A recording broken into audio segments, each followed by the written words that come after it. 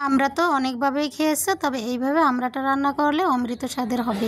এতটা স্বাদের কখন যে শেষ করে ফেলবে নিজেই বুঝতে পারবেন। এক পিসের জায়গায় 3 পিস খাবে, তাও মন ভরবে না। যে সকল বন্ধুরা আমার চ্যানেলটি সাবস্ক্রাইব করে রেখেছে তাদেরকে অসংখ্য ধন্যবাদ, আর নতুন সকল বন্ধুদের জানাই স্বাগত। আমার চ্যানেলটি সাবস্ক্রাইব করে এখনই নিত্যদিনের বন্ধু হয়ে যেও। নতুন সকল ভিডিও পেতে পাশে থাকা বেল আইকনে প্রেস করে দিও। চলো তাহলে ঝটপট রেসিপিটি আমরা তৈরি করে ফেলি। প্রথমে আমড়াটাকে আমি ছুলে আমড়া থেকে যে কষটা বেরিয়েছে সেটা ভালো করে আমাদের ধুয়ে নিতে হবে। আমি আমড়াটা ভালোভাবে ধুয়ে নিয়েছি। আমড়াটার মাঝে মাঝে আমাদের এরকম করে দাগ কেটে নিতে হবে, যাতে আমড়াটার ভিতরে মশলাগুলো ভালো করে ঢুকে যায়। দাগটাকে একটু ভিতরে ডেবে দিতে হবে যাতে হাঁটি পর্যন্ত পেয়ে যায়, তাহলে আমড়াটা রান্না করার সময় তাড়াতাড়ি সিদ্ধ হয়ে আসবে আর খেতেও ভালো লাগবে, মশলাটাও ভিতরে ভালোভাবে ঢুকে যাবে।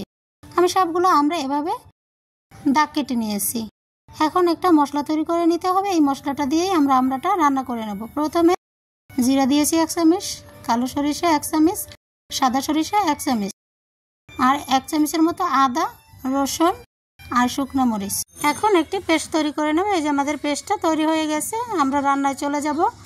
প্রথমে কড়াইতে সরিষার তেল দিয়ে দিলাম, গোটা জিরা দিয়ে দিলাম 1 চামচের মতো, 5 ফোড়ন দিয়ে দিলাম 1 চামচের মতো।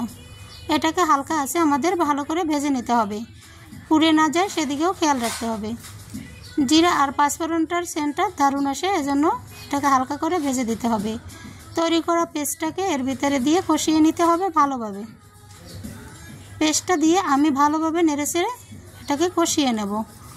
হালকা একটু জল দিয়ে এটাকে আরও ভালোভাবে কষিয়ে নিতে হবে।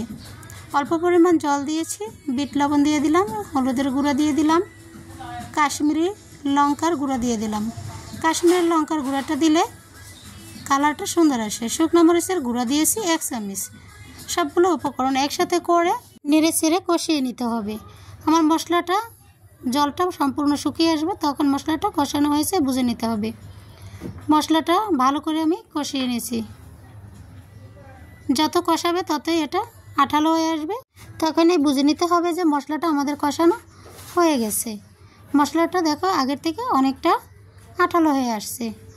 এ পর্যায়ে আমাদের মশলা কষানো হয়ে গেছে। এখন এর ভিতরে কেটে রাখা আমড়াগুলোকে আমাদের দিয়ে দিতে হবে। আমি এখানে আজকে 5 থেকে 7টি আমড়া দিয়েছি। এটা এখন আমড়ার সাথে ভালোভাবে মিশিয়ে নিতে হবে। নেড়েচেড়ে আমড়াগুলোকে মশলার সাথে মাখিয়ে দেব। আমাদের নেড়েচেড়ে মাখিয়ে দিলে কি হবে, মশলাটা সব পাশে ভালোভাবে লেগে যাবে, অনেক সুন্দর একটা কালার হবে, দেখতেও আকর্ষণীয় লাগে। আমড়াটাকে দিয়েও আমি ভালো করে কষিয়ে নিয়েছি।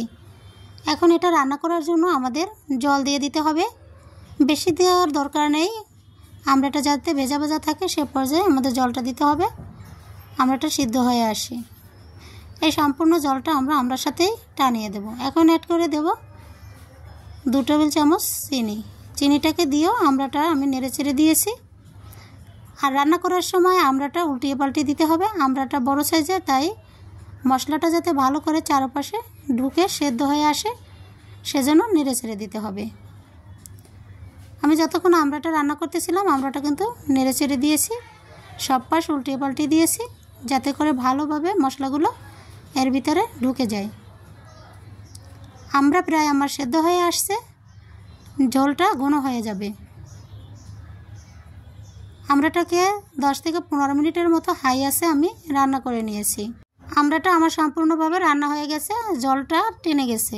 দেখতে কতটা আকর্ষণীয় লাগছে, গ্রেভি একটা ঝোল তৈরি হয়েছে।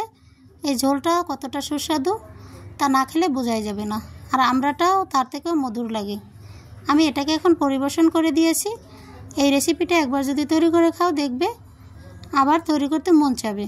আজকের এই ঝটপট রেসিপিটি বন্ধু তোমাদের কেমন লেগেছে? যদি ভালো লেগে থাকে আমার চ্যানেলের নিত্যদিনের বন্ধু হয়ে যুক্ত থেকো। নিত্য নতুন ভিডিওগুলো দেখতে চ্যানেলটি সাবস্ক্রাইব করে পাশে থাকা বেল আইকনে প্রেস করে দিও, আর লাইক কমেন্ট শেয়ার করতে ভুলো না।